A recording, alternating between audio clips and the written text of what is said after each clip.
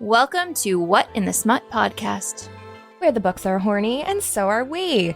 I'm Elle and I write fantasy smut. and I'm Kay and I write contemporary smut. And this week in the Smutverse, drama about advanced reader copies. Also known as ARCs, these are free copies of books that are not yet released, given out to generate buzz and reviews in advance of the publication date. There was a bit of confusion after someone accused an ARC reader of contributing to piracy by putting an ARC they received in a little free library after they finished it. Many publishers, including Berkeley, chimed in to say you are supposed to give away your ARC, either to friends or to little free libraries, and that is the intended distribution of these prints. What you are not supposed to do, however, is sell them. Someone posted an image of an ARC listed for $2,000, which is creating a ton of discourse around whether it's safe for authors to even have ARCs, as a few bad actors profiting off of someone else's hard work are ruining it for everybody.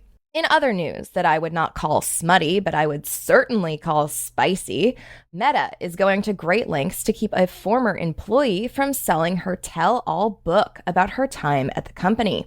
Sarah Wynne Williams released Careless People, a cautionary tale of power, greed, and lost idealism, which details allegations of sexual harassment and other inappropriate behavior by senior executives. Meta pursued arbitration, winning a ruling that prohibits the author from promoting or further distributing copies of her books on the grounds that she violated a non-disparagement contract. However, the filing doesn't stop Flatiron Books, the publisher, or Macmillan, its parent company, from continuing publication, and I, for one, am excited to learn exactly what Meta is trying so hard to keep under wraps. This is so interesting to me because she's already written it, right? It's already published. And it's already sold, so I don't understand they're going to go after her for the money for it, but the publication company can still continue to sell it. I don't understand how that works legally, but I'm also very interested to see kind of the trajectory of this because, whoa, I bet you it's going to be very interesting. The excerpts I've seen in news articles are very damaging. I'm sure. With that, let's move on to someone who hates carbs almost as much as Meta hates bad publicity. Okay? To be clear, it is not me that hates carbs. I love carbs. But our female main character in our book today, Her Donut Shifters by Mia Harlan, she hates the carbs. Our summary says, I hate donuts. Can 3 donut shifters change my mind? When a donut shop opens down the street from my house, I want it gone. Then I meet the 3 delicious owners and fall in love at first sight. There's just one problem. They shift into the one thing I hate most, donuts. Can my 3 fated mates, a few dozen sugary treats, and a little bit of magic help us set aside our differences and find our happily ever after? Her Donut Shifters is a short, fun-filled, steamy, multiple-mate rom-com featuring a witch who hates donuts and 3 shifters who love them. It stands alone and comes complete with quirky characters, laugh-out-loud moments, spicy shenanigans with donuts, and a happily ever after. Grab a sugary snack and get your copy today. I have so many thoughts. Oh, so do I. But before we get into the thoughts. So this is a why choose. Our main character does have 3 men. So we have rated this a solid level 4. Release the Kraken. There is really one scene in the book where they're kind of all 4 are involved. So yeah. We couldn't find a list of trigger or content warnings on the internet anywhere. I would say, like, without the sex scene, this would have been like a sweet romance, if you will. Yeah. So there weren't too many triggers that even would be in here, I don't think. The only one aside from the relatively obvious orgy, is food. Because food play, there's a lot of donuts and chocolate sauce and powdered sugar, and it's a lot. I don't know what else to say about it. It is a lot. There was a 5-star on Amazon that says fresh hot donuts, holy donut holes. This short story is so stinking funny. It's also cute, sweet, and a little kinky. There's a lot of fun with the fated mates and instant love tropes. It's best not to read this story on an empty stomach. Weird. Thank goodness I was nowhere near any pastries during or after. I probably gained 5 pounds just reading about donuts. Having said that, I like the introduction to the Moonlit Falls series.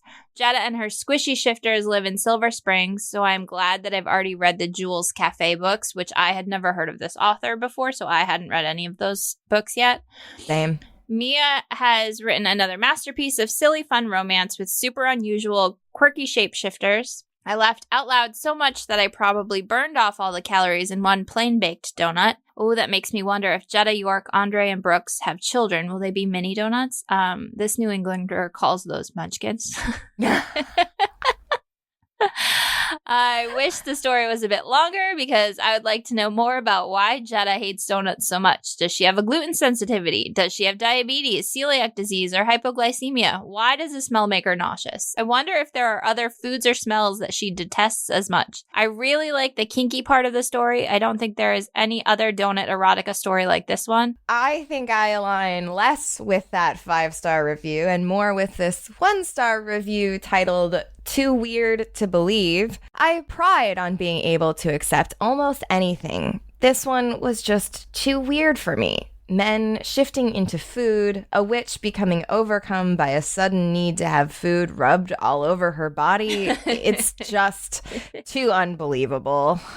I mean, I would say the majority of the books that we read are pretty unbelievable. I do feel like we've developed higher thresholds for insanity. Yeah, for believability. But I find the food ones particularly difficult to kind of like get into. I'm not sure why. Did you watch VeggieTales growing up? Maybe it's too close to home and you're like, nope, I can't go back there. Moving right along, we don't need to talk about the fact that there are, in fact, VeggieTales smut novels out there. True. We've also got some Goodreads reviews. 2-star from Goodreads says, the word squishy was used 33 times in a 27-page book. I will come back later to review. I think that is acceptable to have 2 stars for the sheer number of times that squishy was used. So a 5-star from Goodreads says, donuts and men, the perfect combo. What can I say? The book was yummy, sugary, and filled with the creams of our dreams. Ew. Lord save me. Yeah, me too. That's in the actual review. It is in the actual review. This author is hilarious and I ate up every word. All puns aside, this was too short. I agree with that. There was a lot missing. And then it also says, I was like, wait, what? But what about their munchkins? See, this person must be from New England too. Everybody runs on Dunkin' up here. So, what do you think? Oh, let's get into it. Oh my God. Okay. Her donut shifters. So this actually started off, I think, strong because I like a shifter supernatural town. There are other books that I've really enjoyed that follow a very similar vibe where it's like, oh, you get different main characters from the town who have different supernatural abilities. And so I really kind of enjoy the idea of our female main character being a witch. Jetta works for the Department of Supernatural Affairs, but she hates donuts and hates the smell of donuts and hates empty calories. So once again, we have a female main character that I simply cannot relate to. It's just not possible. She does say that she wakes up smelling donuts. Disgusting, carb-laden, gluten-infested donuts. It's almost bordering on eating disorder thought process. So I wonder if this is something that our author has dealt with or knows somebody that's dealt with. Because some of it is almost like exposure therapy towards the end. Yeah, a little bit in line with the reviewer who was wishing this was a little bit longer. I wish we'd gotten to explore that a little bit more. I wish we'd understood Jetta's hatred because we even got backstories for why all of the men shifted into specific things. I feel like we should have gotten a little bit of insight into why Jetta has such a visceral reaction. The number of times she says she's gonna puke because she can smell donuts is very high. Yeah, it's strange. So she's waking up as the sun sets. So she's a witch. Apparently, the majority of the supes in their area are nocturnal. So now she's working overtime. She's leaving for work as soon as she wakes up to avoid the smell of donuts. She sent several letters to the bakery to ask them to let the local coven cast a spell to mask the scent. I don't understand why she hasn't asked the local coven to put a spell on her so that she can't smell it. This is a you problem, Jetta. This is not, the rest of the town is not quite as bothered by this. And also, it's a donut shop. Marketing is so driven by the scent of it. Like you walk by and you're like, oh yeah, that smells amazing. I don't know, just get them to spell your house that you can't smell it. Your head. Like, also, you're a witch. You can't do any of that for yourself. I feel like there were a lot of times where the characters were really thought out, and then this was one of those times where it really just wasn't. Yeah. But because she's been working so much overtime, her bosses are telling her now that she needs to use her vacation time. So she's got 2 weeks where she is stuck at home, ready to stuff stuff up her nose so that she doesn't have to smell these donuts all day. So we meet the first of our 3 male main characters, York, Brooks, and Andre. And York apparently takes a nightly run. The 3 of them are friends. They run the donut shop for supes who work for the Department of Supernatural Affairs. I found that the 3 male main characters were not separate enough to warrant continued breaking into one of their perspectives over the other. Their personalities were not particularly distinct. We do get little bits of differences between the 3 of them, but not enough to really feel like this was 3 main characters, because it's minimal. Yeah. I mean, and I kind of wanted more, to be honest. The world was interesting enough. And maybe that means we have to go read the Jules Cafe series, because maybe more backstory went into that one. Maybe. So York is out for a run. Brooks and Andre have been baking. The Donut Emporium's not open yet. They open overnight because they cater mostly to nocturnals. The nocturnals all crave squishy. Again, I think this is like the 5th time it's already been used. Dough and sugary goodness after sunset. He's thinking that the smell of the donut shop is making the neighborhood smell delicious. Of course. Meanwhile, Jetta is getting the heck out of Dodge so that she can not have to smell it. Yes. Jetta drives out of town to escape the smell. She heads up to Moonlit Falls, which is the setting for the other series, apparently. And she ends up outside of a cafe where a pony shifter bars her from entering. This was very weird. It was very strange. Because the pony shifter claims that the cafe isn't open yet, but there's a crowd outside and inside, I think. So it seems like the woman is lying. And we get this hint that there's some kind of discrimination that we aren't really privy to yet in the story. Yeah. And Jetta this I would say is relatable. She's kind of thinking to herself, she doesn't want a confrontation with this cafe owner. She's not a confrontational person. She's not going to tell the donuts to their faces. She'll write letters, but won't have a face-to-face confrontation, which I don't fault her for in any way, shape, or form. I guess with a town of supernatural, shifters are common, but I feel like the fact that they are known donut shifters is different than a pony shifter or some other animal, which we do kind of get a look into later on. Yes. About how they come from different areas, like their different towns, I guess, produce different types of shifters. Sure. So we meet another of our male main characters. And I know that occasionally people give men shit for how they write women. It's me. I'm people. But here, I think we have the female equivalent, which is having one of our male main characters, this is Brooks, go, my biceps bulge as I knead the dough, which feels so weird. Our author is really into muscles, and I will. There's a scene later on that the word muscle or muscly is used like 6 times within like 2 paragraphs. So she really likes a big muscly man. And I can support that. I like a big beefy man just as much as the next girl, but yes. But it makes more sense when it's from Jetta's perspective. Yeah. Like, I don't know, it very much felt like a male writer writing a female main character and going, my breasts jiggled as I went down the stairs. You know, it's got those vibes. Yeah, it does. So he's making donuts to get ready for the night. He's reminiscing about how when he was young, he would do his homework at the kitchen table, and sometimes his mom would help him mix ingredients for whatever she was baking at the time, which I thought was like a nice ad. Yes. It shows that like he's grown up with this passion for baking and a good relationship with his mother. And it was a cute ad. I feel like we could have gotten more of this kind of to develop the story a little bit more. Yeah, and to develop these characters. There are nuggets here that I really, really liked. Yeah. And I think the world building was fun. It doesn't take itself too seriously, but it's still, I don't know. Like I said, I'm a big fan of magical towns. I find that very fun. And so I definitely wanted more from each of these main male characters and their backstory. Yeah. So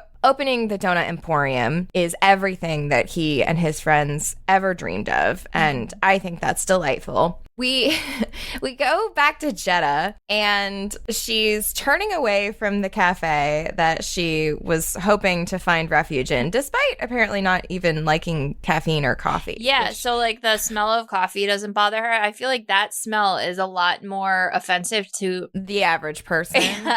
Than the smell of donuts. For sure. So she is muttering under her breath a little bit, the squishy shifters ruined my life, which causes the pony shifter to get curious for some reason. We never find out why the pony shifter was being so standoffish and like not letting Jetta in. So they start bonding despite the fact that Jetta seems to just hate all food and food smells. Yeah. But I have it. It sounds like she's got a terrible relationship with food in general. Yes, I think you're right. And I think you're pegging a potential eating disorder very well. It does read like that in a lot of these passages. But despite the fact that Jetta seems to hate everything that the pony shifter really, really loves, I think that she rallies with the best of them to find common ground with Jetta by saying that her ex stank of potpourri and now we are friends.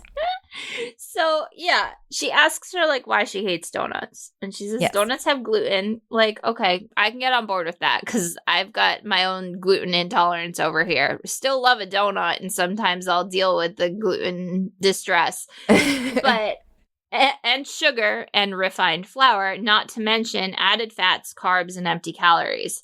And then she also says she hates pizza. And this is where the horse shifter says that she wouldn't mind if her house smelled like pizza because her ex smelled like potpourri.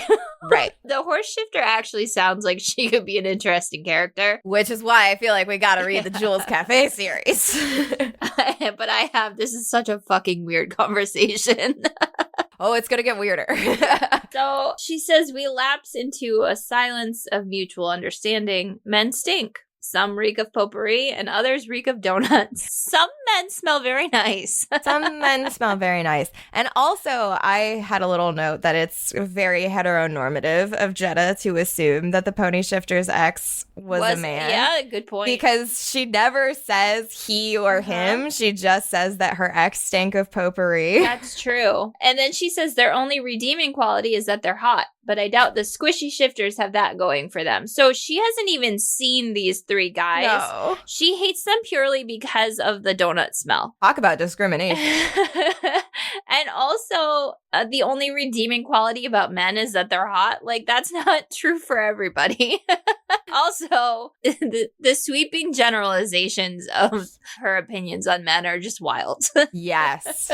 Could not agree more. So I felt very strongly that Brooks was the only one who had anything close to a personality because we got a little bit of his backstory and his mom. So far, York and Andre serve only to give us backstory that could have been delivered by a third-person narrator and really did not require like these perspective shifts by throwing their names at the top of the chapter. Yeah, the point of view, like Jetta's point of view is every other chapter pretty much. And then like the other three guys are getting their own chapter mixed in between. So there's just like every four chapters? Yeah. Andre tells us that people expect them to eat donuts all the time and be squishy like their donuts, but they're not. Okay, they all work out a ton and they're all over 6 feet and they all work very hard on their physiques, but not really. Like, they don't really go to the gym. They work at the bakery. But when they do go to the gym,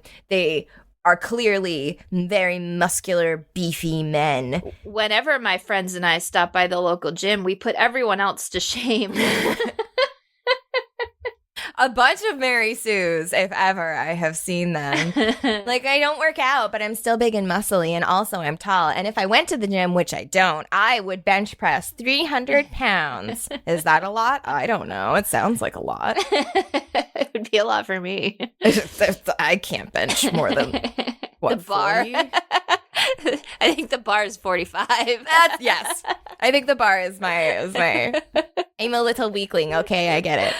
Oh, yeah. So he says, and they're made of muscle. Brooks sculpts his arms and shoulders as he kneads the dough, while I, Andre, unpack the deliveries. So basically, he's like throwing these 50-pound bags of flour over his shoulder. And, you know, you're picturing that montage of a man throwing the flour over his shoulder and then like smacking it, like, you know, to make it be that like big muscly man, and how bakers get a bad rap for being like pudgy and time to bake the donuts kind of situation. I mean, I guess because it's all from their own point of view. Yeah. Because she has not laid eyes on them yet. So we're not really getting her point of view on what they look like. So I can kind of understand what the author's trying to do here to give us something to work with. But yeah, there are 3 of them and they interact with each other over the course of these. They're barely even chapters. They're like little vignettes. Yeah. We could have gotten Andres describing Brooks's actual appearance instead of fixating on him sculpting his muscles. Like, I thought we were going to get something a little bit more spicy than just taking turns with the woman. Like, also, I feel like this was an opportunity missed for her to, I guess, I mean, not all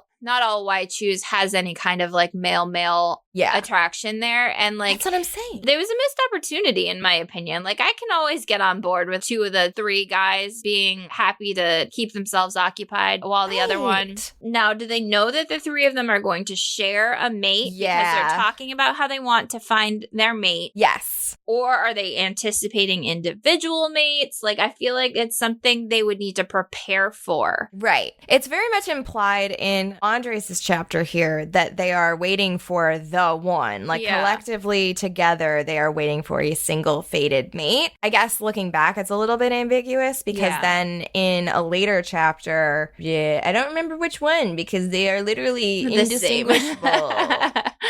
I want to say maybe York was like worried about how if their mates would get along. Right. Like if they each fell for an individual woman who didn't get along with the others. I feel like maybe this is on me with not having a full grasp on the fated mate situation. But for them to like, are we going to have our own mate? Are we all going to share a mate? Like those are 2 very, very different situations. Yes. That like, I feel like you would need to be fully on board with a polyamorous relationship versus thinking you're going to have one. And then they all just seem so, oh yeah, no, this is how it's supposed to be. It's supposed to be all of us kind of situation, you know? Yeah. I think with a lot of fated mates tropes, and it's actually kind of funny because there is an entire podcast called Fated Mates. Oh, is there really? I'll have to listen. It's phenomenal. It's one of the reasons why I got into romance as a genre. But fated mates are often love at first sight, like if you know, you know. Yeah. And I think it's one of those more nebulous tropes in terms of how it manifests, how you discover that you have a mate. I don't think it's on you that it is unclear whether they're expecting each to have their own mate versus them to be sharing one. I would say it's pretty much in the lexicon of fantasy that a fated mate is usually a single person, your perfect soulmate, your perfect match. Yeah. It's rare for it to be multiples. In my experience, and people can correct me if they are reading on the side of fantasy that's all multiples all the time, because I think it's just a less common trope. I mean, I did go through a why choose phase. And I have thoughts on this later on that I'll get into too. But anyway, we can move on. I feel like the mate system, the mate system is a little unclear to me. And perhaps that's because I'm not a soup. I wish I was. Me too. So we go back to Jetta's point of view. She's still at this cafe. She finds out it doesn't actually open for another couple days. So this crowd, the pony tells her that she can make her a coffee on the house though. And she's like, okay, so you're going to let me into this private party that you're having. She introduces herself as Nephrite. Jetta says she doesn't drink coffee because obviously she doesn't eat donuts. She doesn't drink coffee. She just... Well, I mean, I guess she's nocturnal, so she hates mornings. She hates everything that I love. Yeah, me too. Nephrite doesn't either, though. She was running circles outside because it calms her down. She's very hyper, so she doesn't need the caffeine. Mm-hmm. So they go into the cafe, and this is very strange, but apparently this is like, I guess, the nod to the other series. Yeah. There's a group of people cheering, and they're watching mugs do a fashion show, and I just have, what the hell is going on? It's funny because Jetta says it's a very weird scene. It would be weirder still if I wasn't a witch, which I found funny. But yes, there's... Yeah, but I still gape at the mug wearing a bikini as she struts her stuff. Yes. Nephrite says this fashion show is supposed to help Jenny, who is the mug that's wearing the bikini, move on into the afterlife. So apparently everything in Nephrite's cafe is haunted? Yeah, because then the espresso machine starts talking. Yes. And says, for the last time, I am not an espresso machine. My name is Diva. And Nephrite says that her spirit is trapped inside the espresso machine. So, like, indeed, she's like a shifter medium? Yes. Horse shifter medium works with the afterlife unless the afterlife is just like a thing that they all have access to in this world. Yeah, I guess. At least with like a medium, I would expect that Jetta would not be able to see the mugs jumping around or hear them talking. I will agree that it's a very weird scene. I don't know what else to say about it. So Nephrite hands Jetta a drink and she just sips it. Like she takes it and just sips it. Not like, what did you make me? What is this? And it's a pumpkin spice latte, which call me basic, love them. Love them.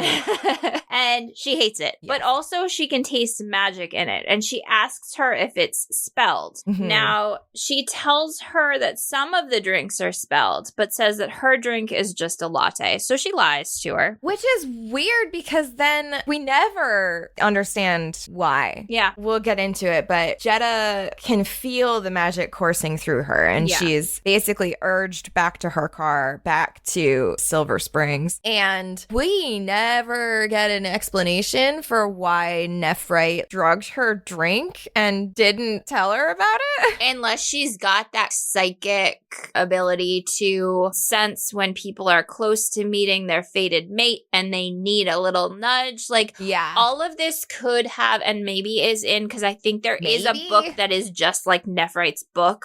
By this author. So maybe that's a thing that we're just missing here. But I feel like when you're going to use these Easter eggs in your books, for people that are like just hopping in, it's helpful to give a little bit of a backstory, even if there's a whole book of backstory on this character. Right. Like if it's going to be a novel that's supposed to stand on its own, you need the Easter egg to either be so small that the reader misses it because it's not significant to them, or it needs to have an explanation. And frankly, this in the supernatural world, Nephrite straight up just roofied her drink.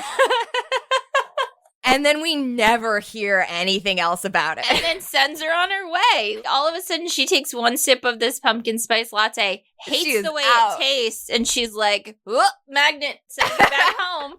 So So we go back to York. He's back from his run. He's always loved donuts, it says. Mhm. He snacks on a couple dozen throughout the day. I said, since he's a donut, does the cholesterol just like help his donut form not get moldy? Like, I don't understand. Throughout this book, I will say, I kept wondering, is this cannibalism? Yeah, I have that note a couple times too. And actually, one of the other... They will address. Yeah, one of the other characters does actually mention that. Mm-hmm. But then we get kind of York's backstory that he first shifted into a donut during homeroom in high school and everyone cheered. And we kind of get a little bit more insight as to like why they become whatever they shift into. It basically says he always had a thing for donuts and was always obsessed with them, which is why no one was surprised when he shifted into a donut. And we're all very excited for him. Yeah, maybe it's like when you're a preteen and like it's exciting when you first get your period kind of situation for these donut shifters. Like, yeah, it finally happened. Welcome, you're a grown up now. Like, I don't know that my first period was cheered the same way. Well, no, but you feel like now you're part of, like, you're older and I'm a woman and whatever. So maybe this is like now he's a man donut. I don't know. Welcome to manhood. You are a donut now. I think it's a better gift than welcome to womanhood, which is you're going to be miserable for a week. You'll bleed once a month for the next 25 to 30 years. Congratulations. Yeah. Thanks for that. All right, so we're back to Jetta's perspective, and she's speeding to get back to town. She knows where it's taking her. Yes. And then we get the insight that magic has a different effect on her. Yes. I have a quote. Magic has a different effect on me than it does on others. It's why the Department of Supernatural Affairs recruited me. Some of the most powerful spells start out so small, most people wouldn't even notice them. I'm the exception. This has such potential for a really cool story, but we really don't get any more than that from what her job is. There could have been other scenes, but for what it was supposed to be, I suppose, was just the romance and no other building to who she is outside of a mate. It had so much potential. So she's trying to figure out like what the spell is going to make her do. She says it doesn't feel malicious. And then she's kind of like running through her thought, like, could this be a truth spell? Could this be a karma spell? And then doesn't figure out that it's a mate spell until like later, a couple more chapters. Yeah. She can tell it's meant to help her, but she doesn't know how. Yeah. And I was like, I think I know. I think it's in the title. So then we're back to Brooks, and he's done baking the donuts. And he's disappointed, like, oh, I finished. But then he cheers up when he remembers he gets to do it again tomorrow. And I was like, this is golden retriever energy at its finest. Yes. Brooks continuing to be the only one with any personality whatsoever. And it's like that dopey, like, himbo kind of personality, too. Which I'm a big fan of, personally.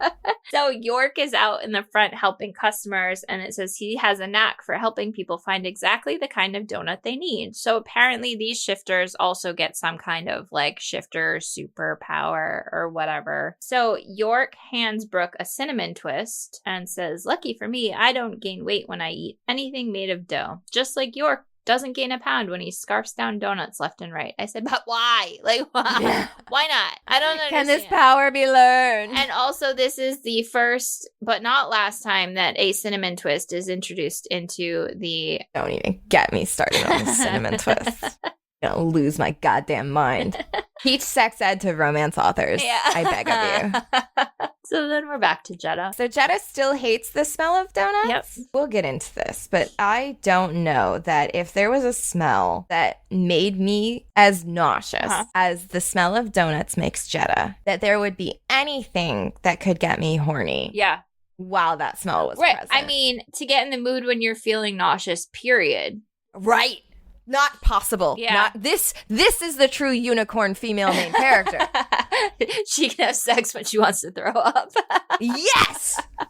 Or God. Rather, have orgasms when she wants to throw up. Like, the wind has to be blowing in the correct direction. The sacrifices need to have been made in the proper ways to the old gods for me to have even a chance of getting out of my head enough. I cannot believe this is possible for her. Oh my God. So she pulls up behind the donut shop. So she's not even going into the front door. She feels nauseous, and she thinks how if she didn't have this magic power enhancing ability, she probably wouldn't have felt anything until she randomly went into the donut shop one day, which never would have happened because she hates them. Right. Basically, what she's saying is that, like, the average person or supernatural would just have this magical spell inside them, and then all of a sudden, when they happened to, it's like in Practical Magic, when she, like, happens to run into her husband on the street, whatever. And I have that she is so wildly obsessed with hating donuts that it's weird. Like, I understand that there needs to be some conflict for this narrative, but it's too much. It's very bizarre. It's like, I guess it's kind of like when you are either in the pro or against olives. People that hate olives as much as Jetta hates donuts. I am in the pro olive camp. I love an olive. I don't like olives, and I don't feel like I hate olives as much as Jenna hates donuts. Maybe I'm the unicorn in that scenario. Who knows? It does feel like donuts must have killed a family member for her to hate them this much. You remember when Disney made Cruella a couple years back? Yeah. And everyone was trying to figure out how you could possibly make Cruella's backstory make sense for her to want to kill puppies.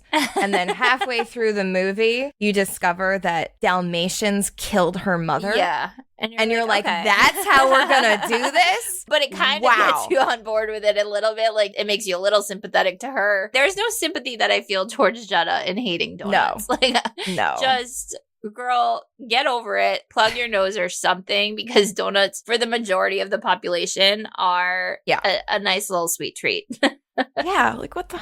So chapter 12, I think this is the first one where I think we start to actually get personalities for the other men. I agree. Some of it doesn't make any sense, but we do get more personality, at least. Andre is making the shifters a healthy meal with lots of greens, which I don't understand why it was necessary, given the fact that they don't seem adversely affected by eating donuts all day, every day. So, like, why do we have to have this, like, little vignette of that? Well, I think it's because he doesn't turn into a food. Andres? Yes. He turns into a food. No, he's like a stress ball. He's a donut-shaped stress ball. Oh, I was trying to figure out what... I thought he was just straight up a donut. Okay. No, so he doesn't turn into a food. So I think he needs to watch what he eats more than York and Brooks do in order to keep that same physique that this author is very much wanting them to have. I see. So he doesn't eat sweets as much, despite the fact that he's very much involved in all of this bakery stuff. Is he the one? No, he's not even the one that goes on nightly runs. That's York. No, yeah. Well, what the fuck? Yeah, so York picks out donuts for dessert, and Andre only has a donut hole. Again, munchkin. But oh, I see. Yeah, I think that he doesn't have that same, like, hollow leg as the rest of them do to be able to eat this kind of stuff. Okay. That... I was about to say that makes more sense, but it still doesn't make a whole lot. It doesn't, but okay. Okay. I guess I will get on board. And I guess it does make more sense if Andre says this. Uh-huh. Okay. So York is the one who's eating a donut, and Andre says, I still don't know if that's cannibalism or not. Yeah. Which causes York to burst out laughing. And it turns out that York shifts whenever something funny happens. So he immediately turns into a jelly donut. Could you imagine how long it would take us to record if that happened to us? True. Because they can't talk when they're donuts. They're just donuts. Yeah. So I said that apparently his shifted form is a jelly donut, which, like, blood, I guess. I don't know, like jelly inside, like... Oh, I didn't even think about that. Gross. I hate jelly donuts, so I don't know. I don't like a jelly donut. Other filled donuts, sure, but jelly donut, not so much. But then Brooks is a sympathetic shifter, so he also shifts because York shifted into a donut. So Brooks is a lump of dough, which is interesting. And the back door flies open and startles Andre, which is how he shifts, although we still don't know what he is, which we'll find out in a second. So we're getting that, Like, we know that York is a donut. We know that Brooks is a lump of dough. And then... Oh, that's why they're called the squishy shifters instead of just straight up. Well, I mean, isn't this called her donut shifters? Yeah, but it's the Squishy Shifters Donut Emporium or something. Sure, like that. Okay. Apparently, someone that's not into confrontation when she's got this spell just makes her like go from 0 to 60 because she busts in the back door of the bakery. Yes. And she's realizing as she gets in there, and keep in mind, she walks in and there are no men. Yep. There's just a lump of dough, a donut, and apparently like a toy of some kind. So how does she know that it's not just an empty room other than the magic of the faded spell? Like, she fully thinks at this point that she is mated to a bunch of inanimate objects. Yes. So, like, that is what she thinks is happening. So it's not just me that doesn't understand the faded mate situation. Apparently she doesn't understand it either. So she at first thinks she's mated to her worst nightmare, which is just a single solitary jelly donut. Yeah. And then she starts graphically describing how sexy each of the inanimate objects are. I gape at the powdered dessert on the chair. Puffy. Perfectly round, so temptingly squishy. I'm bemoaning my fate when my gaze starts to travel down south, not to the donut's crotch. A donut doesn't have a crotch. Because we needed to specify. But to the floor where I spot the sexiest lump of dough I've ever seen. I can't say that I've ever seen a sexy lump of dough, and I've watched some of those Instagram baking thirst trap kind of things where they're spanking the dough, and that still is not sexy dough to me. And it says, but this one's just so full and thick and tantalizing, which means I'm oh so screwed. The dough is my second fated mate. And then... just as I think my life couldn't get any worse, I see it. The squishy toy that's shaped like a donut. My third fated mate. So I have Andre as a stress ball. I had just completely skipped right by it. I was so uncomfortable by the sexiest lump of dough I'd ever seen that I was like, I am out. Like, he could have been the Pillsbury Doughboy or something. Something. She realized that this assortment of things are her fated mates. Yeah.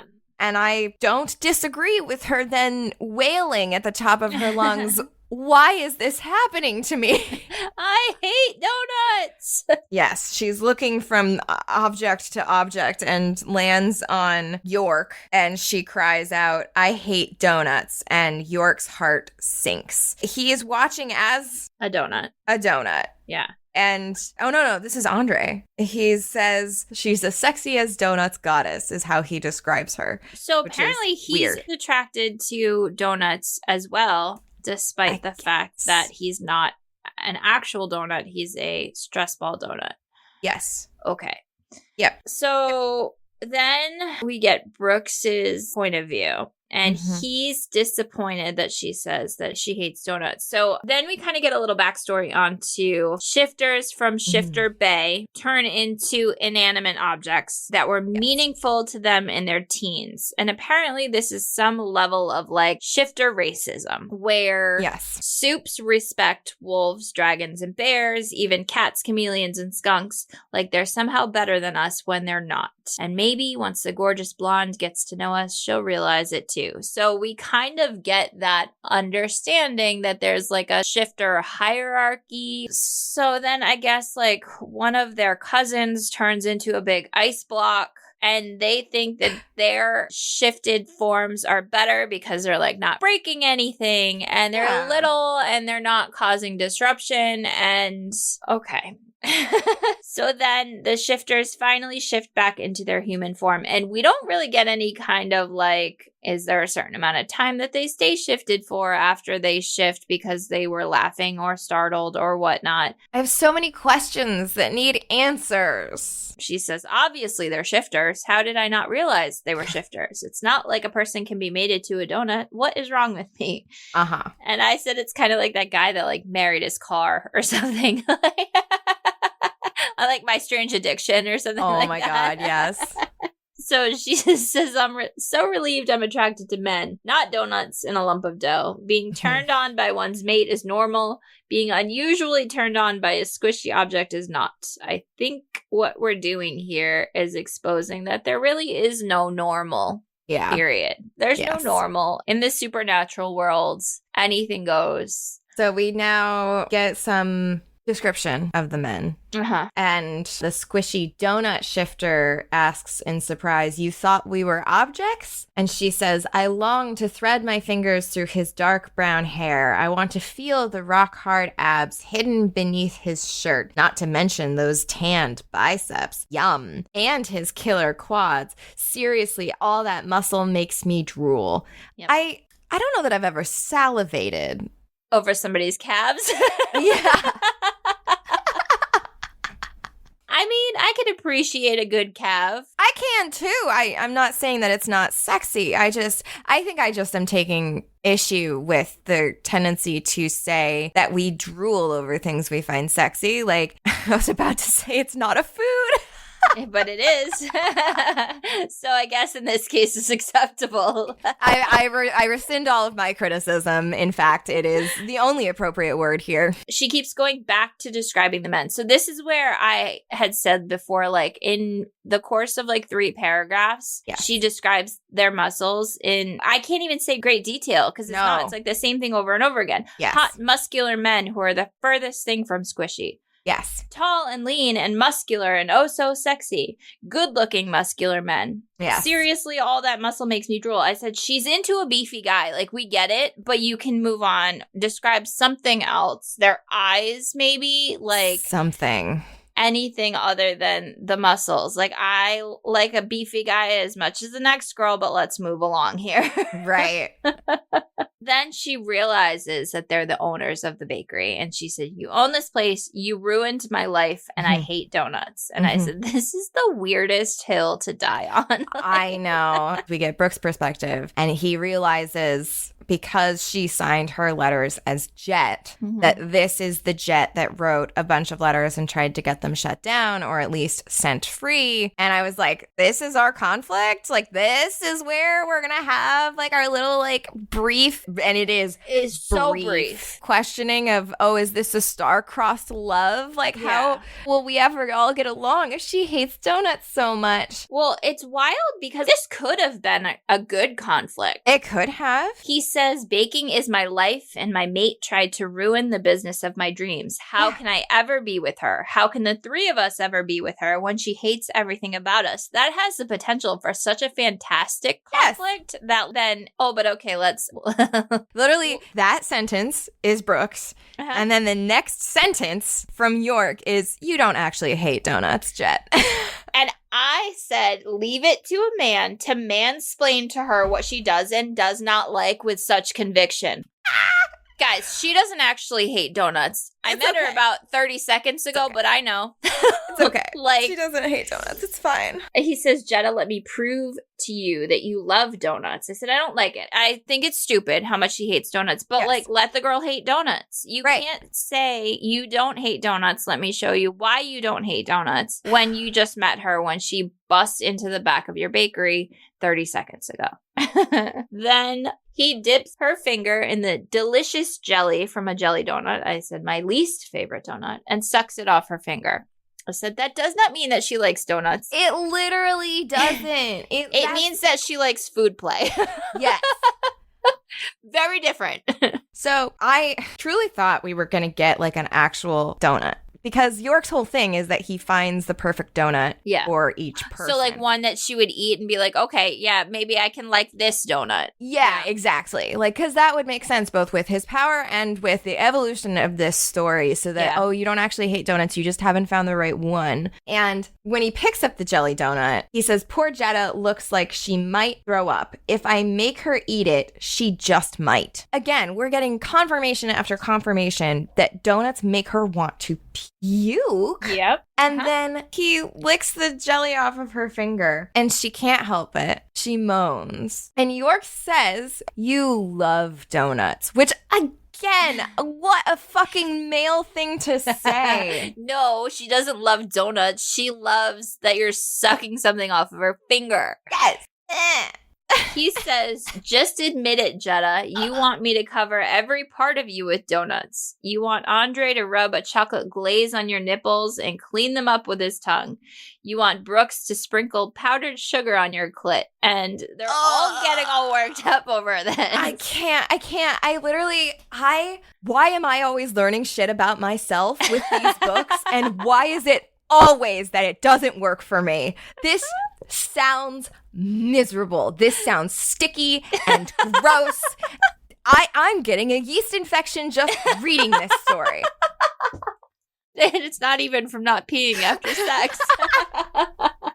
So they're all getting all worked up over this. So she yanks York towards her and kisses him. And it says, when our lips touch, my entire body ignites. Okay, starts off good. Good. Part of that is that York's my mate. Part of it is that he really knows how to kiss.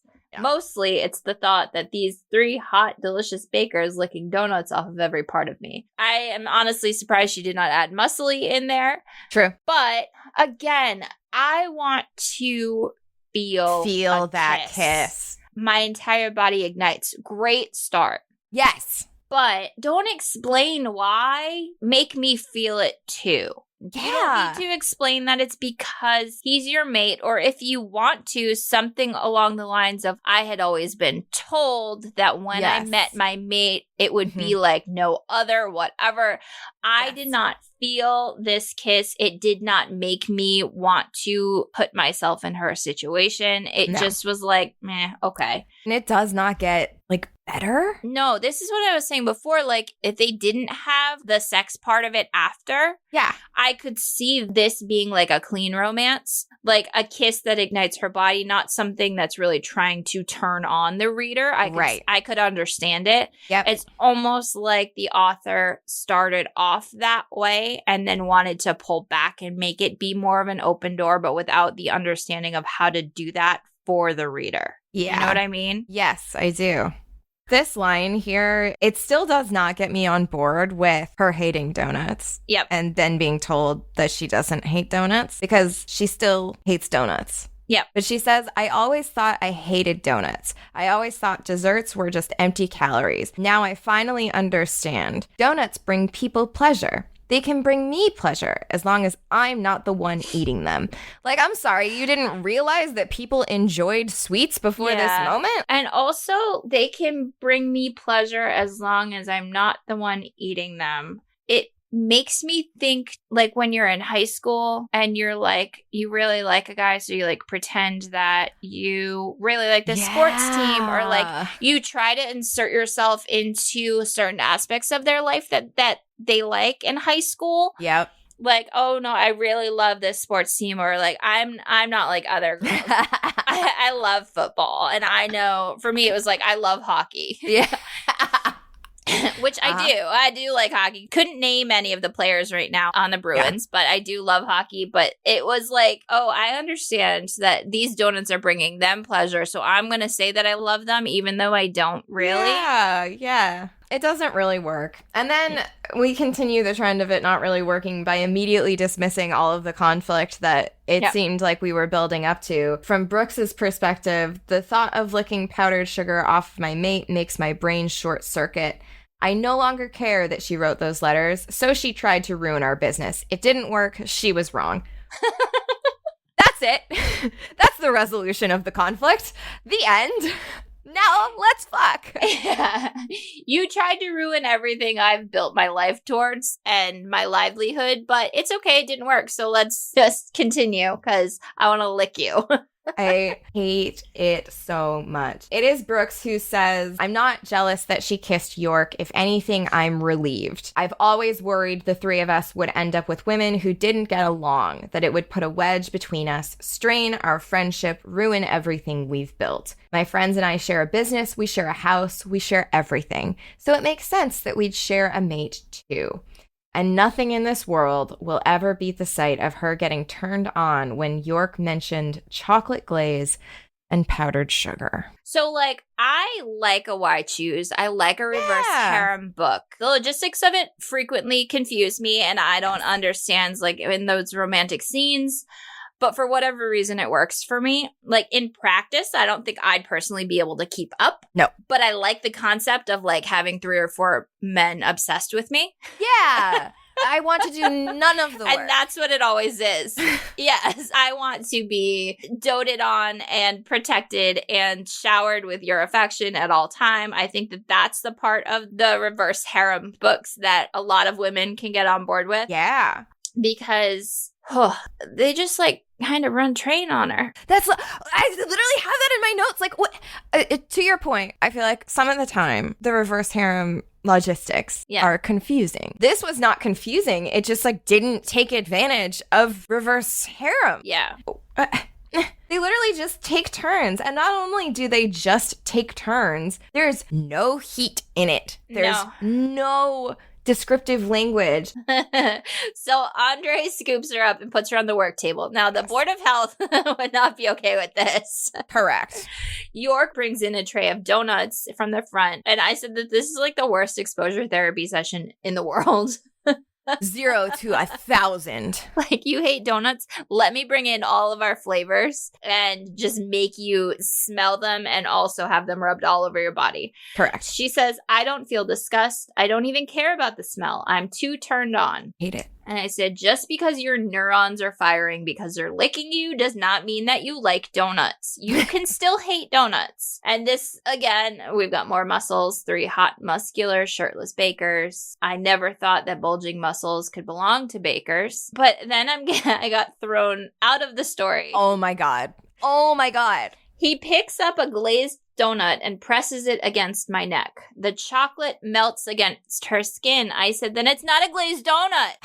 If the chocolate's melting against her skin, it's not a glazed donut. It's a frosted donut. If you're going to write a whole book about donuts, get it accurate because I don't like it. A glazed donut is like, it's just powdered sugar and water that you dip the donut in. The chocolate frosted is different than a chocolate glaze. Chocolate glaze is a chocolate donut with the glaze. Like, I like donuts. She very clearly, the author does not as well because she's getting it wrong and it really bothered me. We found Kay's line, everybody.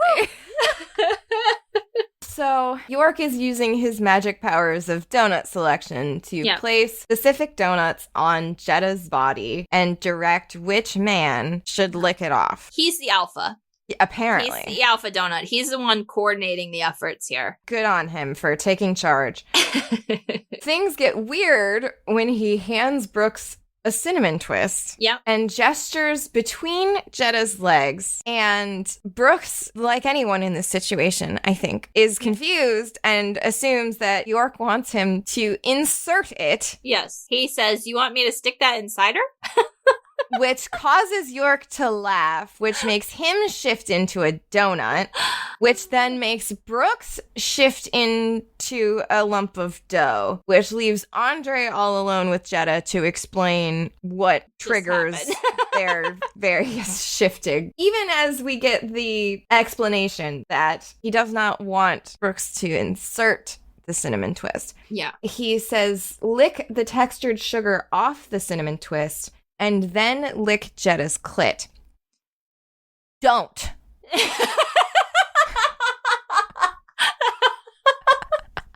Don't do that. Do not put food near the vagina. Oh my God.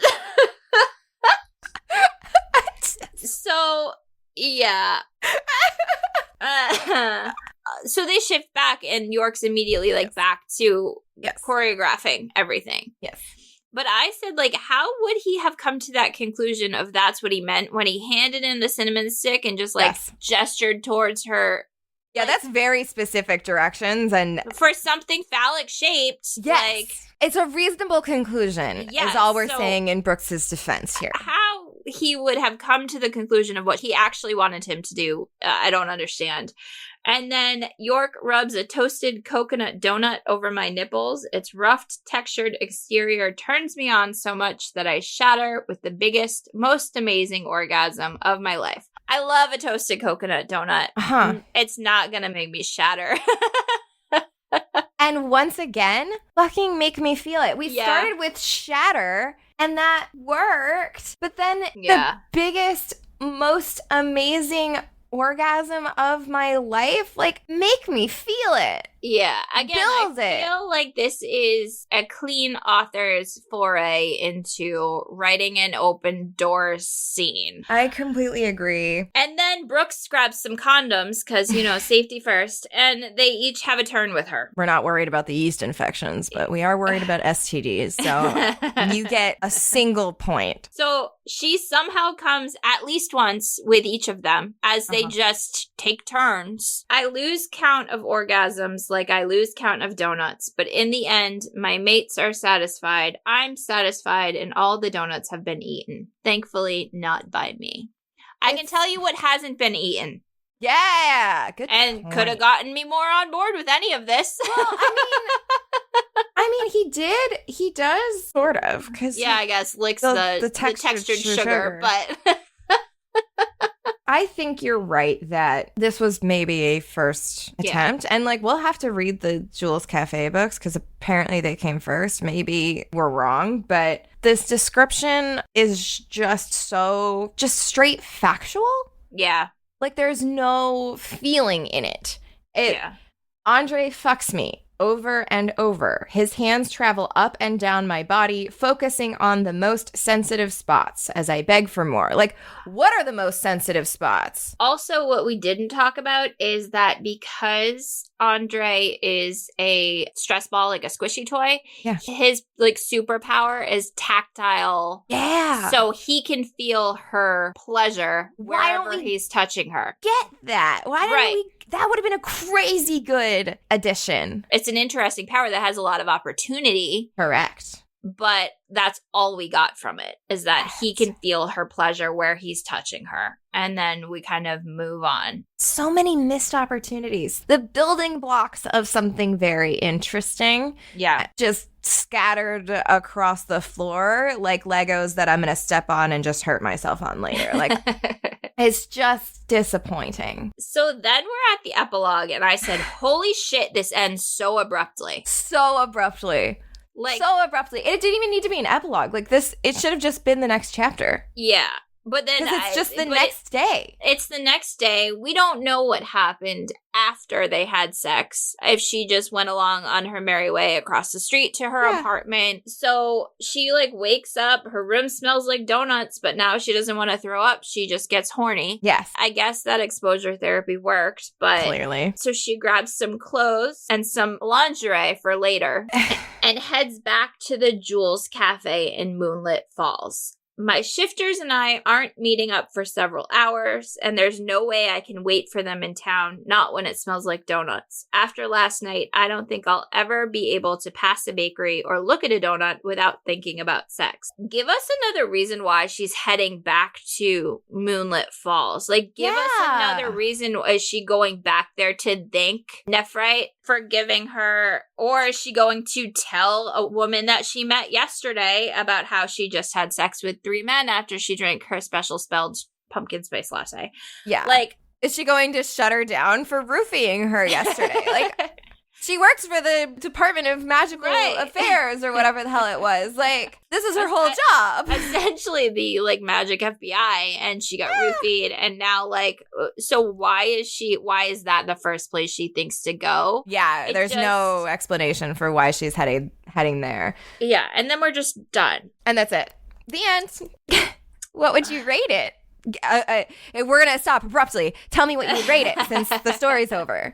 So I would actually give this 1.5 stars. And I feel like when I first started reading romance novels, I would have loved this. It would have been a cute, short story. I think that the fantasy element was cute, could have been developed a whole lot more. Yes. And I think that if the plot had a little more fluff. Yeah. I don't even need hard-hitting story plot lines. Like, just fluff it up a little bit, and I think it would have been higher in my rating. Yep. But again, if I had read this 6 years ago, I'd been like, oh, that was really cute. Whatever, moving along. I think I'm a little bit more critical now that we're, like, actually critiquing these. Yeah. That 1.5 is kind of where I'm at. This smut wasn't smutting for me. The smut wasn't smutting. I think that is a good tagline for if I were to write a review. It would be the smut isn't smutting. Yeah, like we have level 4 for our smut scale, and it's really only because of the number of people involved. Like the actual scene itself. And all the food, because I think food is a relatively rare kink. Yeah. But in terms of like the actual actions, we're very kind of bare bones. Yeah.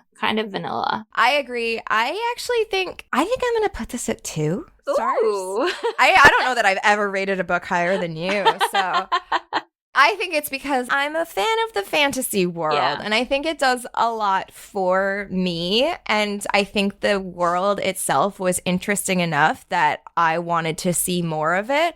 And I do feel like I want to read the other series. Like, I am curious enough about it that I gave it a little bit more. It doesn't work for me as smut, but as a story that has interesting supernatural elements and little bits of world building that give it a lot of potential, that part really worked for me. So I think that's why I'm landing on 2 stars. The writing wasn't bad. No.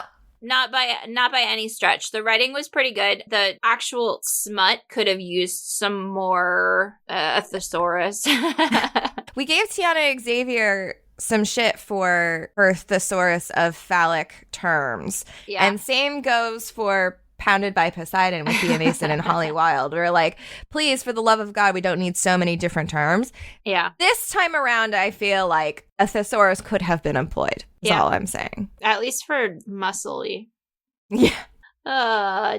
Please save me from thoughts of sugar in places it should never get by telling me who these people would be played by. So, Jetta, the first half of the book, I had her pegged as a brunette, but apparently she's a blonde. And this particular blonde has been getting a lot of news for people talking about how she looks. She looks too old. She looks too young. These coloring isn't good on her. This looks great on her. Millie Bobby Brown. Yes. I would like to see her in the role of a witch. Yeah. And right now, she's going with the blonde look. I think it looks great. I think so, too. But that is my Jetta pick. I love it. Also, side note, Millie Bobby Brown coming out on an Instagram reel and being like, I grew up in the eyes of the world, and it seems like the rest of the world didn't bother to grow up with me. Yeah. Absolute banger. Get the fuck off of this woman. Let her fucking live. Yeah. I think she's a good role model for young girls right now. Now, Brooks. Brooks is our lump of dough. Gavin Castelagno. Okay. He is from The Summer I Turned Pretty. Okay. Yes. I was going to say, I'm too old, clearly. I don't recognize any of these boys. He's Jeremiah from The Summer I Turned Pretty. Really good series if you haven't watched it. It's really cute. Blonde hair, blue eyes. Mm-hmm. Like, he's a pretty young man. Mm-hmm. So he's my Brooks pick. Now, York Paul Mescal. Our jelly donut, if you will. I don't know why. I think it works. I think he's mentioned as having brown hair. I don't know. The vibes feel right. Yeah, he's just a vibe pick, I think. Mm-hmm. Andre. Oh. Marcelo Hernandez from SNL. Yeah, this is a choice. Yes, I feel like I'm thinking Marcelo Hernandez as Domingo, the recurring character that he's had recently on SNL. But I really wanted to have a Latinx actor. Yeah. So this feels like another Get You a Man Who Can Do Both. Are you going to also provide pictures of their shifted forms? Oh my God, I should. Yeah, okay. I will find that blue squishy donut on it. Can't wait.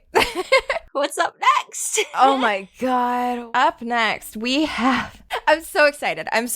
Up until this point, we've been, shall we say, a little hetero with our reads. So we are moving on to a pinnacle of the erotic fiction world. Chuck Tingle. That's the author's name. That's the author's name, yes. And we will be reading Executive Boner, Gay T-Rex Law Firm for our next episode. So please read along with us, experience it. It's going to be so fun. I can't wait. I cannot wait. Do you have anything that you're reading currently outside of what we're reading for the podcast? Or are you still kind of on a little bit of a lull? So I was planning on reading The House on the Cerulean Sea, and I didn't get to it. I did, however, I just tear through How to Solve Your Own Murder. Ooh. Which was delightful. Yeah. It's got kind of Knives Out vibes. The main character is very fun. She's a writer. Did she get murdered? Like, is that what it is? It like her ghost trying to figure out who did it? Or is it just... She is the great niece of the woman who gets murdered. Okay. And the woman who gets murdered when she was a teenager had her fortune read, and she was told when she was like 16 that she was going to get murdered. Ooh. It's quite fun. Yeah, I might need to read that one. What are you reading? I just read Enigma by Shandy Boyce. I think I had seen it on Instagram or something, but sure. This young woman is an FBI agent following in her uncle's footsteps, and she is investigating this guy who she had met on a plane on her way to the job, and it's kind of got the like mob boss vibes, but we don't find out if he's actually in the mob. It was pretty good. And I like it. Not a light read, which is what I had said I was looking for last week. Yeah, you're kind of striking out on that yeah, but I finished it, so